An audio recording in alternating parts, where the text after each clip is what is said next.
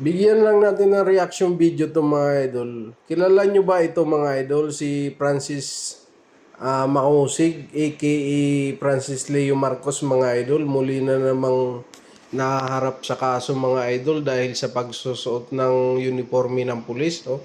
Panoorin nyo tong video na to mga idol. Ito po, kayo po ba si Norman Mangusin alias Francis Leo Marcos? Yes, ako. Kayo ay aming inaaresto sa bisa ng warrant o arrest na issue ng RTC Branch 294 Parañaque City for violation of unjust fixation under Article 287 of Revised Penal Code as amended in relation to Section 6 of RA 10175. Kayo ay may karapatang manalili, sir. O sa walang tigo o anuman ang inyong sabihin ay maaaring maging pabor o laban sa inyo.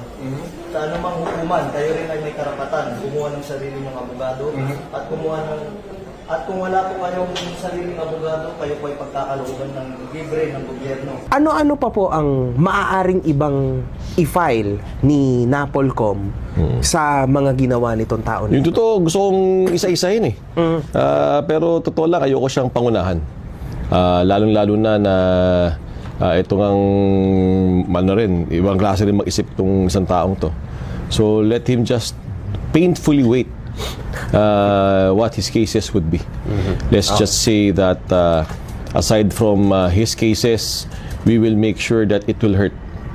We are now really trying to figure out how to take down his social media pages. I think yun ang pinakamasakit aside from the cases. Kaliwat kanan na yung mga kaso niya.